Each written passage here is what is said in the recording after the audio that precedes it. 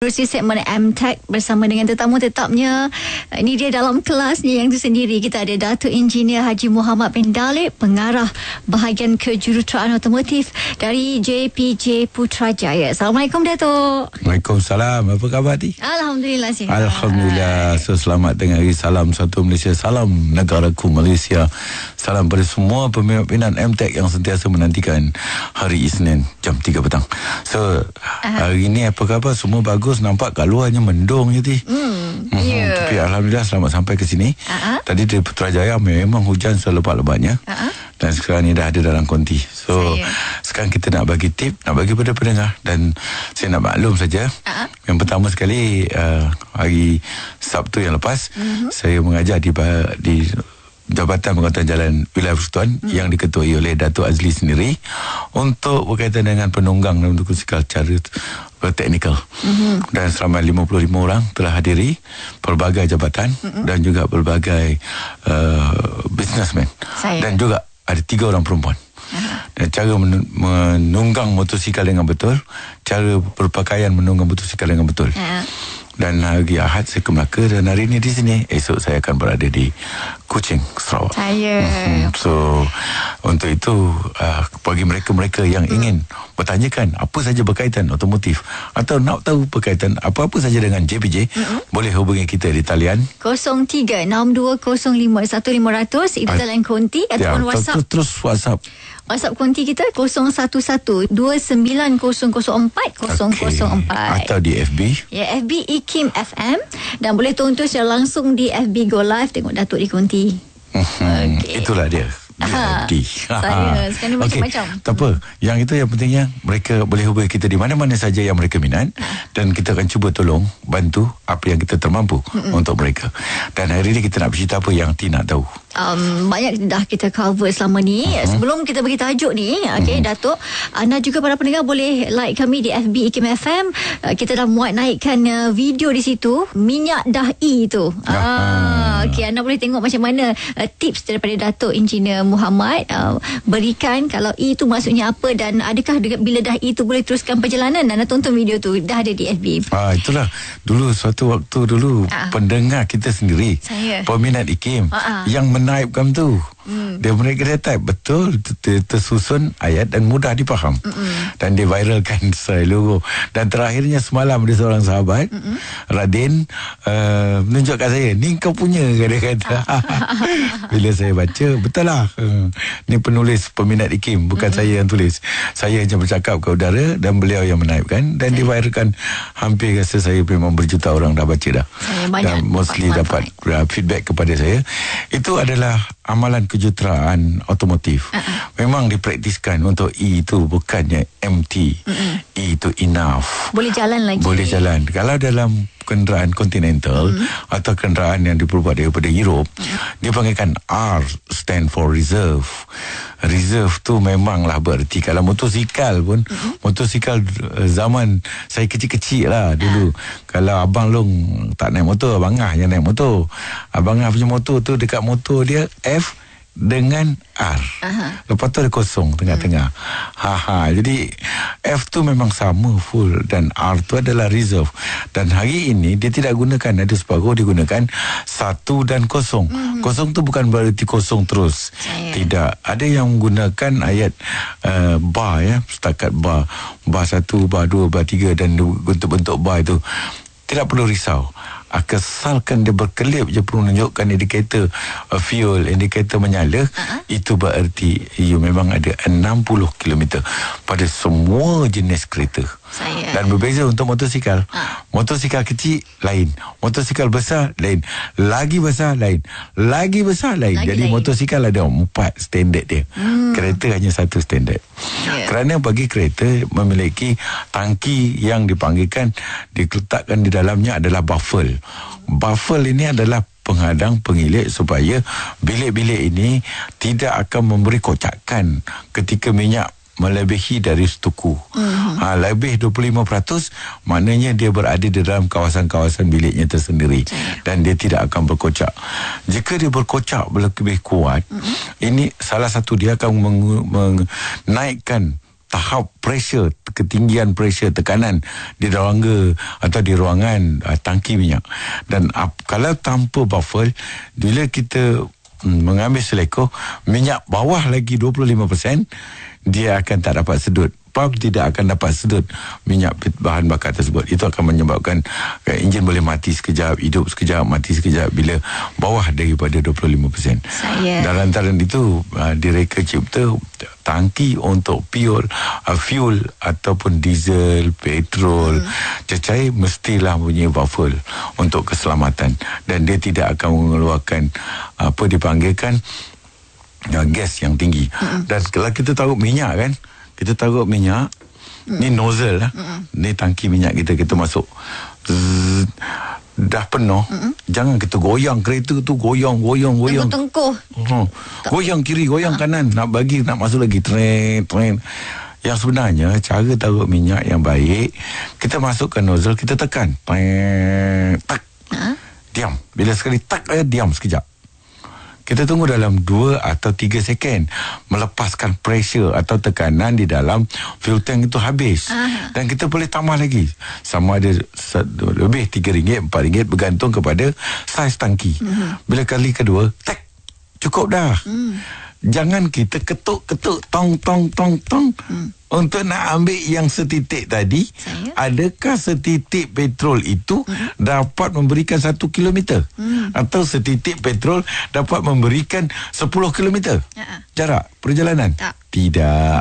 Setitik itu akan membunuh sesiapa saja yang berdekatan. Sebab bila kita ketuk, nozzle tu adalah material dia aluminium ataupun jenis metal, dan mulut tangki tu adalah metal. Besi berlaga dengan besi akan keluar apa? Api. Bukan, spark, bunga. Bunga api. Bila bunga itu menyala, bunga itu berterbangan, yang akan sambar adalah gas. Gas sambar akan meletup. Maka cederalah orang yang paling hampir, cederalah orang yang berdekatan. Lantaran itu, jangan sebab setitik petrol ini nak diketuk menyebabkan nyawa dan lain-lain akibat kemalangan. Jangan, tak perlu. Bila taruh je, tak, kali kedua, simpan sajalah. Setitik itu bukan 5 sen pun. Jadi janganlah kita rasa rugi. Dan jangan sesekali apabila kita terus tinggal, terus pergi, terlupa nak tutup pula fuel cap. Jangan. Kerana apabila kita mengambil selekoh, dia akan berkocak. Bila kocak, dia tumpah, dia jatuh atas jalan, tak apa, dia kering, dia cepat. Jatuh pada bodi kereta, dia cepat. Jatuh pada atas tayar kereta, macam mana cerita? Dia akan menjadikan lemah pada tayar tersebut. Sebab dia adalah action very fast, dia lembikkan getah. Jadi petrol ini tak perlu kita gopoh-gopoh. Tak perlu kita kalau kita ada lagi setengah tank, suku tank, tak perlu kita nak top up lagi sepenuh. Bagi dia sampai betul-betul tinggal 20%, tinggal 10%, dan baru kita top up. Dan kita top up lah dengan cara yang baik dan betul, tersusun, dan kita akan selamat. Jadi perjalanan kita ke mana saja pergi, kita tahu teknikal berkualiti, satu identiti. Saya itu tips yang Datuk berikan bagaimana untuk mengisi minyak. Betul. Teknik-tekniknya tu, dan pastikan anda ikuti langkah tips tadi tu untuk selamat. Dan tajuk kita hari ini, Datuk, nak cakap pasal steering ni. Ada yang single steering, double steering, power steering. Okey. Apa power steering? Bukan power. Power. Saya ingat kata dia power steering. Kalau power steering habis dah. Power to Paris. Okey. Tentang steering ni, Datuk. Okey, steering memanglah pada kenderaan, pada motosikal. Walaupun pada motosikal dipanggilkan handlebar, sebenarnya melalui teknikal otomotif dia masih dipanggilkan steering. Kerana untuk ke kiri dan ke kanan. Itu sebabnya dipanggilkan steering itu memiliki oversteer, understeer dan normal steers. Untuk steering, pulas ke kiri, pulas ke kanan, berapa angle steering dan berapa untuk kita memegang steering. Di mana steering yang perlu kita pegang dengan betul. Ramai yang pegang steering begini, dan memang tak berapa tepat. Kerana hari ini semua steering kereta yang dibuat pada tahun 2008 ke atas. Sebelum tu pun dah ada dah, tapi 2008 ke atas majority semua manufacturers telah memasang SRS atau budak kampung kata airbags. Airbag ini yang akan menunggu masa impact baru dia terbuka. Andai kata kita memegang steering, kita bayangkan jam steering dipegang yang betul adalah 3 dan 9. Saya Jam tangan kanan 3, tangan kiri 9. center. Betul. Inilah yang tepat kita pegang steering. Supaya SRS atau airbag ni terbuka, jari kita ni tak kena. Kalau SRS ni meletup, 2 ibu jari ni akan hilang. Sebab dia kena betul-betul dekat tangan kita jika kita memegang steering ke atas daripada 3, ke atas daripada 9. Contoh dia, kita pegang 2.10, 1.11 atau jam 12 kita pegang, memang ibu jari ni akan putus. Sebab SRS tu akan terbuka macam gini. Ada yang buka ke atas, ada buka ke bawah. Bergantung kepada model sendiri manufacturer atau principle yang mereka cipta tentang SRS atau airbags. Jadi peganglah steering itu 3 dan 9 untuk keselamatan. Tak kira dia terbuka ke atas atau buka ke bawah. Kerana 3 dan 9 paling mudah untuk kita mengawal oversteer, normal steer, understeer.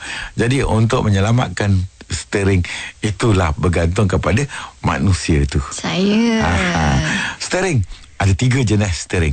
Steering yang mula-mula sekali direka cipta untuk kenderaan dipanggilkan rack and pinion, iaitu mechanical system. Yang kedua ditambah baik, iaitu menggunakan hydraulic system. Setiap kali pulasan, pulas ke kiri 5 sen, pulas ke kanan 5 sen, lurus 3 sen. Enjin mati 0 sen. Bila 0 sen, dia tak bayar duit kan? Bila tak bayar duit, pusing steering, garanti keras. Pasal enjin tak hidup. Nak hidupkan enjin, mesti kena taruh petrol. Taruh petrol, baru enjin hidup. Enjin hidup, baru steering hydraulik bergerak. Bila hydraulik bergerak, baru kita pulas ringan. Sebab kita dah bayar dah. Kita bayar 1 tank dah. Bagusnya. Betul? Jadi itulah satu-satunya steering yang sentiasa kena bayar. Ke kiri bayar, ke kanan bayar, ke depan pun bayar. Yang tak bayar bila dia mati. Itulah dipanggilkan hydraulic power steering, yang mana dia menggunakan pump dipulas oleh belt, di mana belt itu berikut daripada crankshaft, yang mana setiap kali bahan bakar meletup baru dia boleh bekerja. Tak ada letupan, tiada kerja maksud dia. Dan steering yang ketiga di dalam pasaran untuk negara kita yang terbaru adalah electric power steering, EPS. Di mana EPS ini kita bayar juga. Tak ada free. Kena bayar. Dan bayarnya hanya sekali saja. Kita beli bateri. Beli bateri, kita pandai bateri kan? Jangan terbeli bateri yang salah. Belilah bateri betul. Tapi kita tak nak promo bateri nanti kena .com nanti dia penaja, nanti bukan nak kami untuk dia kan? Jadi pandai-pandailah pendengar yang nak dengar kan? Jadi bateri hanya beli sekali. Bila kita pulas, kita kiri dan kanan, kita bayar sekali je. Beli bateri tu je. Itu je ke bateri. Selagi bateri tu hidup, selagi switch kunci kita on, kita pulas, sekali je kita bayar. Kita tak bayar banyak kali. Dan dia tidak ada kena mengena dengan enjin. Dia kena mengena terus dengan bateri, solenoid, motor dan gear box dia. So steering box akan mendapat order. Dan dia bila dia punya solenoid bekerja, baru kita boleh pulas ke kiri dan ke kanan, memudahkan kita. Walaupun enjin mati, kunci masih on, steering tetap boleh berpusing. Sebab digunakan direct daripada kuasa bateri. Jadi kita hanya beli sekali, tapi kita pakai sampai bateri mati. Dan bila kita ganti bateri baru, kita akan dapat rasa feel yang baru, yang lebih ringan. Bila bateri dah out ataupun dah condemn ataupun dah rosak, bateri kita tak boleh guna, enjin tak boleh start. Tapi pulasan kereta kita, kalau current tu ada sedikit pun, dia tetap ada feel. Sebab solenoid yang akan bantu kepada steering box untuk memula ke kiri dan ke kanan. Itu electric power steering. Electric power steering. Okey, jenis yang ketiga? Dah lah, yang ketiga. Mechanical, hidrolik dan juga elektrik. Okey. Jadi 3. Dalam ketiga-tiga ini, yang paling bagus? Yang paling bagus sekali adalah elektrik. Sebab kita hanya beli sekali, kita tak bayar selalu. Dan itu sebab enjin kuasa kuda, iaitu horsepower pada enjin tidak berubah. Jika kita menggunakan hydraulic power steering, dia tetap mengambil 5% daripada horsepower untuk memulaskan dia punya dia panggilkan hydraulic pump. Itu sebab beza dia. Jadi enjin yang menggunakan electric power steering, dia lebih bagus dan lebih jimat daripada kenderaan yang menggunakan hydraulic power steering. Boleh itulah tak 3 perkara itu. Okey, boleh tak Datuk, kalau kita tukar kereta biasa je, kereta kira steering biasa, nak tukar yang kepada electric power steering tu boleh? Boleh. Tetapi kena keluar duit dah. Kena keluar duit lah. Sebab kan modified. Bila kita modified, ada dia punya pro and con. Jadi bila kita pasang dengan betul, bergantung kepada mekanik bagaimana dia tune up. Sebab untuk pasang EPS, electric power steering ini, dia memerlukan tune up, pasal dia akan pergi hantar kepada ECU program, di mana ECU, electric control unit, akan mengawal ke semua sistem yang ada dalam kenderaan, termasuk electric power steering. Andai kata kita ubah sway, kita kena ada dia punya sistem supaya sistem tu dapat dibaca. Jika tidak, nanti kita akan pusing ke kiri, dia pusing. Bila pusing ke kanan, dia lambat. Itu bahaya dia. Okey, kita dah seketika Datuk. Banyak yang bertanya. Kalau anda nak tanya, kalau boleh fokus kepada tajuk kita, itu tentang steering. Tapi kalau tanya yang lain pun tak apa, sebab kita ada pakar di konti. Tanya apa yang tentang otomotif, Datuk Engineer Haji Muhammad bin Dalib akan jawab kepada anda. Okey, sekali lagi untuk berhubung dengan kami di konti, talian WhatsApp kami di 01129004 ataupun anda boleh ke FB kami di IKIM FM. Saya dah buat naikkan di situ poster MTech. Di bawah poster MTech pun boleh letakkan soalan, dan di bawah FB Go Live pun boleh juga tinggalkan soalan dari situ. Okey, kita rehat seketika, kita kembali selepas ini menerusi sama MTech. Itu mungkin buat anda yang baru je buka IKIM FM, nak tahu apa kita nak sembangkan. Kita bersembang-sembang tentang tajuk steering hari ini. Penting sangat ni. Okey Datuk, sebelum saya raikan soalan daripada para pendengar, kadang-kadang kalau mereka bawa ganas steering, kalau ada bunyi krak-krak, tu macam mana? Patah ke apa Datuk? Memanglah. Apabila kita memulas steering, terutama sekali bagi kenderaan yang dipanggilkan front wheel drive atau pacuan roda hadapan. Bila kenderaan yang mempunyai pacuan roda hadapan, bila kita pulas ke kanan atau ke kiri secara berlebihan sehingga bunyi ketok, atau ke kiri ketok, sampai habis tu maksimum, dan kita pun bergerak, bermakna kita menginaya drive shaft kita. Sehingga sepatutnya bila bunyi ketak, kita kena reverse sikit. Reverse sikit. Kalau kita nak bawa U-turn, kita buatlah 2 kali atau 3 kali. Jangan kita buat sekali. Bila kita buat sekali, kita pulas sampai habis. Tak boleh pergi, kita reverse, baru kita pulas lagi sekali, dah baru masuk. Ini akan menyebabkan penggeseran di antara groove, iaitu lurah-lurah gear yang berada di drive shaft itu, dipanggilkan groove, menyebabkan boleh terpecah ataupun boleh kehausan, kerana di situ terdapat grease saja untuk meringankan penggeseran tersebut. Tetapi apabila kita bekerja dengan kuat atau terpaksa dia dengan ganas, menyebabkan dia boleh sumpit dan pecah. Bila pecah, dia akan pulas ke kiri, pulas ke kanan, jalan lurus, diam. Itulah drive shaft dah rosak. Duit untuk repair. Okey, ada soalan dari Aisyah dari Seremban. Dia tanya, situasinya begini Datuk, katanya suami saya selalunya tak akan matikan enjin terus, terutamanya bila mengambil perjalanan yang jauh. Dia akan matikan enjin 5 ke 10 minit selepas sampai ke destinasi dengan alasan untuk sejukkan enjin. Mohon penjelasan.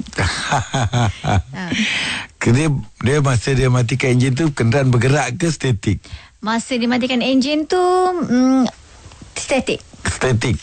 Kalau statik tak apa, sebab dia bukan untuk mengurangkan kepanasan. Tidak.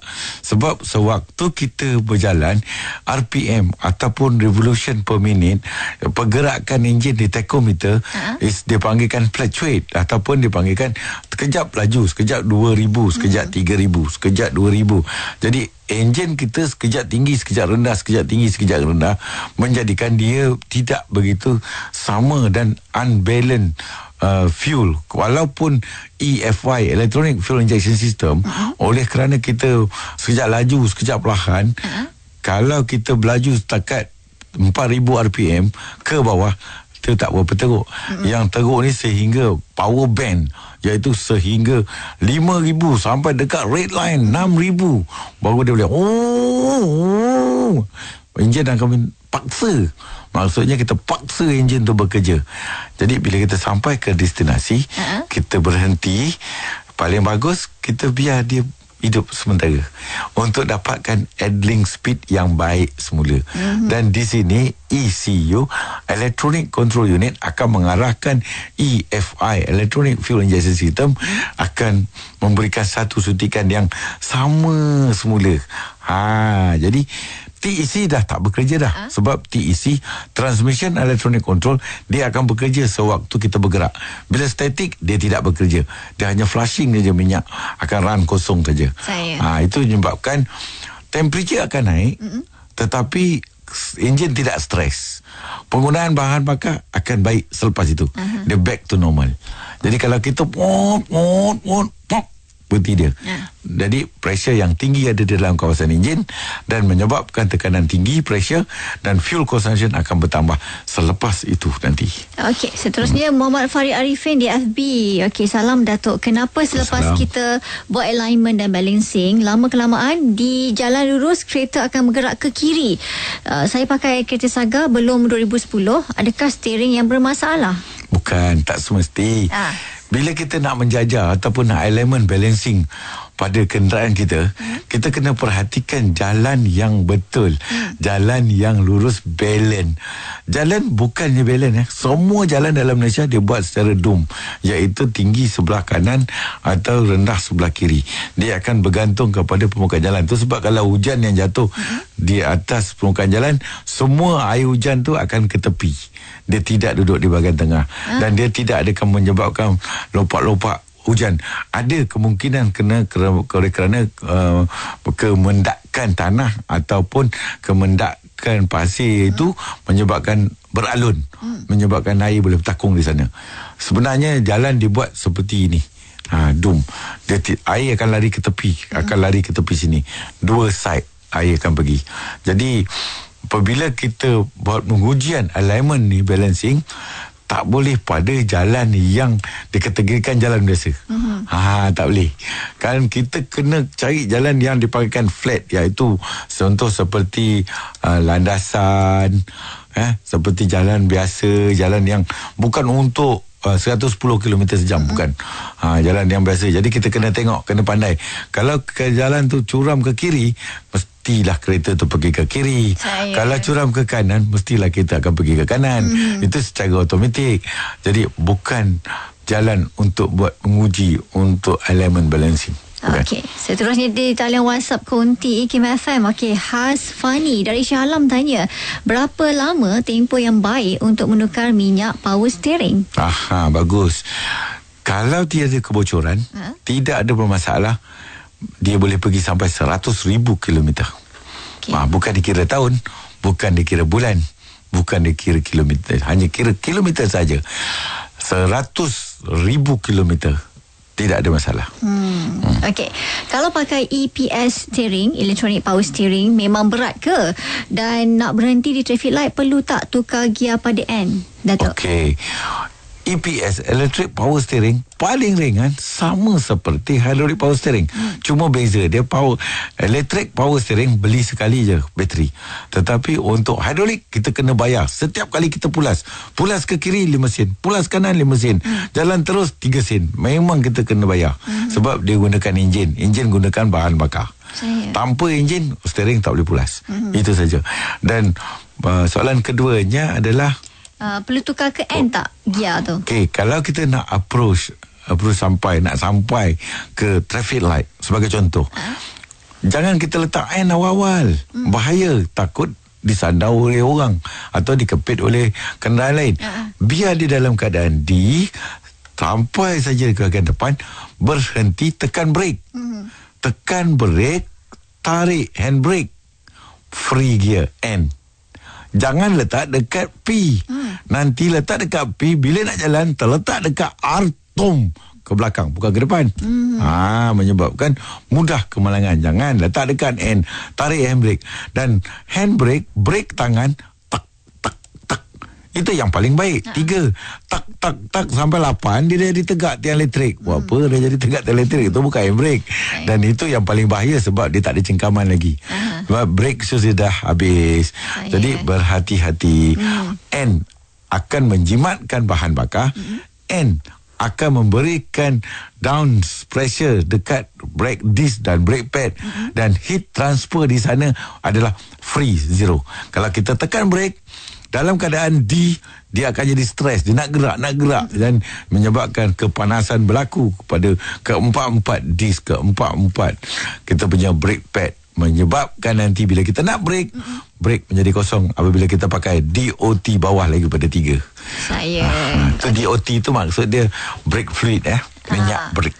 Okey, seterusnya Syahrudin Din minta Datuk bagi tips macam mana cara-cara menggunakan gear auto semasa mendaki bukit dan menurun bukit, cara menggunakan gear yang betul. Senang saja. Kalau kita hari hujan berbeza, kalau hari kering berbeza. Jadi bergantung kepada suatu waktu kita pemanduan. Kalau waktu kita pemanduan tu kering, tak ada masalah, kita biar dia dekat dia, biar dia melurut. Bila kita turun laju, kita jangan sentiasa kaki letak dekat brake. Dilarang kaki meletak dekat brake all the time, kerana kita akan create the heat. Heat akan menyebabkan kepanasan. By the end nanti brake tidak akan cengkam kerana lebih panas di bahagian brake pad dan brake shoes ataupun brake disc. Jadi kita tap aja brake, dia ada dalam D, kita jangan tekan minyak. Bila kita terlaju lagi, kita tarik, tekan button, tarik kepada 3. Wow, dan dropkan dia. Kita tampan brake, bukan tekan brake, tap je brake, tap brake, dan kita akan dropkan lagi gear. Jangan turunkan gear sampai gear 1, dia takkan turun. Sampai gear 2 je. Tapi bagi CVVT Tiptronic yang di ujung jari ni, inilah gear yang paling best sekali. Jadi campur akan jadi 1, 2, 3, D4, D5, D6, D7, D8 dan D9 hari ini. Dan bila tangan kiri, dia akan jadi D9, D8, D7, D6, D5, D4. Dan dia tidak boleh turun lebih daripada RPM. RPM 4000 dia kata D4 je. Dia tak boleh pergi D3. Turun lah, dia tak boleh pergi. Dia akan perlu stay dekat D4. Bila kita slow engine, baru dia turun pada D3. Jadi paling safe untuk gearbox adalah Tiptronic CVVT. Okey, seterusnya ada soalan dari pendengar kita. Okey, apa kepentingan minyak power steering dan apa akan jadi bila minyak itu habis? Bila minyak habis, biasalah. Penatlah kita pusing. Pam akan berbunyi akan berbunyi bising. Dan dia sentiasa akan bising bila kita pulas ke kiri kanan. Pasal minyak dia tak ada, by the end dia pecah. Bila pecah, bukan hanya perlu ganti steering box, dia perlu ganti steering linkage, steering cylinder, steering pump. Yang pecah adalah pump, tapi akibat dia akan berkait keseluruhan komponen. Okey, seterusnya ada pendengar kita bertanya ni. Dia siap hantar gambar ni, Datuk. Apa guna knot ni dekat steering tu kan macam ada lekuk-lekuk kan. Apa fungsinya? Rasanya hampir semua steering ada tu. Lekuk-lekuk yang mana? Lekuk-lekuk. Lekuk-lekuknya. Okey. Datuk tengok tu. Okey, itu yang betul. Itu bukan lekuk, itu curve. Okey, curve ataupun dipanggilkan bonggol-bonggolan. Jadi di situ sebenarnya untuk bagi kita guide kita supaya kita letakkan ibu jari, tetapi bukan di atas. Yang paling tepat sekali adalah di 3 dan 9. Ada kala steering dia punya hook dekat tempat cangkuk jari tu bukan 9, 8 lebih. Jadi dia ada satu button dekat atas. Jadi itulah yang ke-9. Jadi sebab dia ada lengkuk Lengkuk yang itulah yang kita kena kira. Sama ada jari kita duduk di bawah atau jari kita duduk di atas. Dan pegang steering yang betul 3 dan 9. Tak boleh atas, tak boleh lagi atas, tak boleh bawah. Sebab SRS. Okey, seterusnya kiriman dari pendengar kita yang bertanya saat ini, katanya saya bawa kereta tahun 2006, Nissan Elgrand. Bila membrake dari kelajuan, steering akan bergegar. Kenapa ya dan bagaimana cara nak atasinya? Itu senang je, sebab dia rajin. Dia suka cuci kereta. Orang yang suka cuci kereta ni, steering dia akan bergegar cepat kerana panas. Yes. Kereta dilarang sama sekali mencuci ketika waktu panas, sebab dia akan bengkokkan disc brake kita. Bila steering bergegar je, tak payah cari lain lah, memang disc brake. Terutama ketika kelajuan antara 80 hingga 110 km sejam. Dia gegar. Kalau pakai jam ni tak bunyilah. Sebab jam ni jam kulit dia kan. Kalau jam ada ring rantai-rantai tu, dia gegar. Steering tu bila cecah kelajuan 80 km sejam. Andai kata kelajuan yang ditanggap kita membrake 80 ke 110, bila kita tak payah brake pun dia bergegar, itu adalah elemen dan balancing. Dan kita akan kesan ketika 45 km sejam. Kita tekan je brake, dia gegar. Naik lagi gegar. Lepas 110, dia kurang gegar. Yang itu adalah brake caliper bersama dengan brake disc. Bila brake caliper cengkam brake pad, brake disc pusing, tak balance sebab dia dah bengkok. Jadi ia perlu digantilah. Okey, jadi jangan basuh kereta tengah panas. Betul. Okey, katalah tengah jalan-jalan ni Datuk, berapa minit nak tunggu enjin tu sejuk baru kita boleh basuh kereta?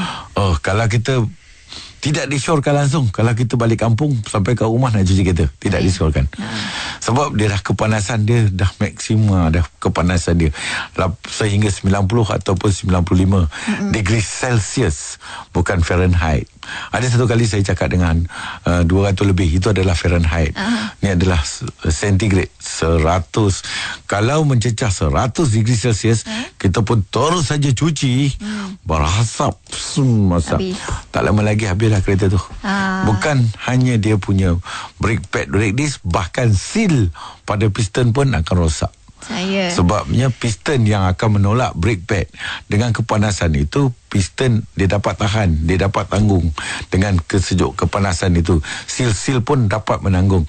Tetapi bila kita tembak dengan air sejuk secara mendadak, tiba-tiba, ini akan menyebabkan seal tersebut boleh koyak, boleh jadi bermacam-macam lah, menyebabkan bengkoknya display itu.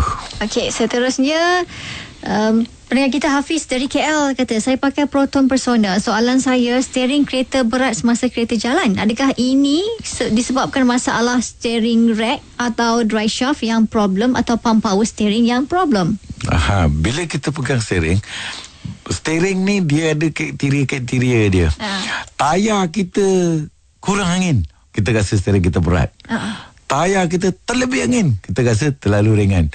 Apabila kita bergerak dengan tayar yang kurang angin, 50 km tayar tersebut akan mula naik satu pressure. Bila 100 km akan naik lagi pressure. Bila kita kerap membrake, lagi cepat dia naik. Jadi lagi pada angin tak cukup sampai angin cukup, lagi pada berat jadi ringan lah steering. Jadi yang pertama sekali kena cek tayar, cek angin. Betul. Jangan terlebih, jangan terkurang. Bukan pasal steering rosak. Bukan Okey, seterusnya bila saya memandu, bahagian belakang kereta berbunyi klak-klak seolah-olah berjalan atas papan. Kawan cakap problemnya dekat suspension. Betul. Betul. Okay. Dekat suspension di bahagian belakang ada 3 part komponen yang paling penting. Nombor 1, kita kena lower arm left right, upper arm left right. Dia panggilkan axle 1. Jadi 3 part komponen ni yang perlu tengok. Absorber dan spring itu adalah hal biasa. Okey, lagi soalan ni Datuk daripada pendengar kita yang bertanya. Makin hujung makin ramai. Okey, anda boleh lagi ada sikit masa saya akan raikan. Okey, saya menggunakan Inspira 1.8 tahun 2011. Apa minyak auto? Okey, apa cara terbaik untuk buat flushing, dia kata? Flushing ada 2. Satu, nak flushing tangki air ke, nak flushing minyak ke, nak flushing gearbox. Kalau minyak flushing, dia mengambil kira apakah jenis kerosakan yang kita nak flashing minyak ni. Minyak ni selalunya menghadapi kebocoran atau kenderaan kita tenggelam dalam kebanjiran. Baru kita boleh flushing untuk enjin. Kalau biasa tak perlu. Yang selalu flushing ni adalah untuk tangki air. Kerana kita terlupa termasukkan air pipe yang penuh klorin itu ke dalam radiator.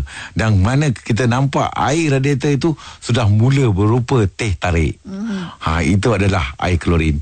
Dan perlu di flushing, buang air itu melalui drain plug di bahagian bawah berwarna putih.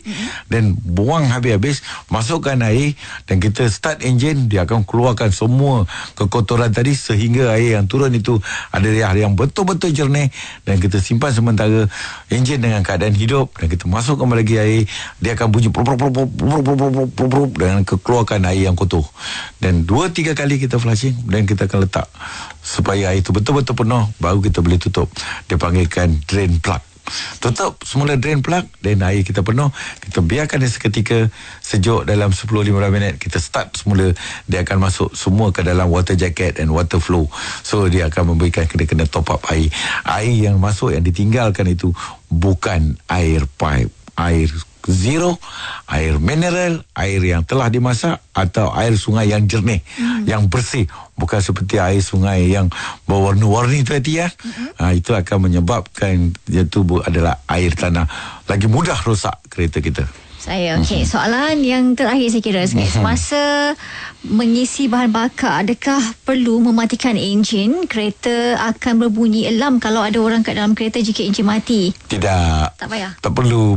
Enjin kita matikan, bukan kita lock. Mana ada alarm bunyi? Alarm tak bunyi pun, bukan kita nak lock. Pasal orang ada kat dalam, turun tingkap siap-siap. Demi keselamatan penumpang. Andai kata kita enjin hidup, dalam ada penumpang, kita taruh minyak dan telefon berbunyi, macam mana? Terbakar. Elektron magnetik akan beralur dekat sana. Kan kita taruh minyak, terketuk, pium. Siapa yang ada dalam kereta? Bye-bye. Kesilapan diri sendiri. Dia tak nak dengar Hakim. Dia dengar Hakim, dia tak akan buat. Okey, dah sampai ke hujungnya kita ni, Datuk. Moga apa yang sempat kita kongsikan ini memberi faedah bagi kita bersama. Masa begitu pantas berlalu. Dah tinggal beberapa saat je lagi. Untuk itu saya ingin mengucapkan kepada semua kaum minda ya, tak lama lagi akan menyambut hari Rabu, hari Wesak Day. Dan semasa hari Wesak Day itu, berhati-hatilah bila berada di atas jalan raya. Yang anda mengambil cuti dengan keadaan harmoni lah bila memandu. Bukan kita memandu dalam keadaan stres.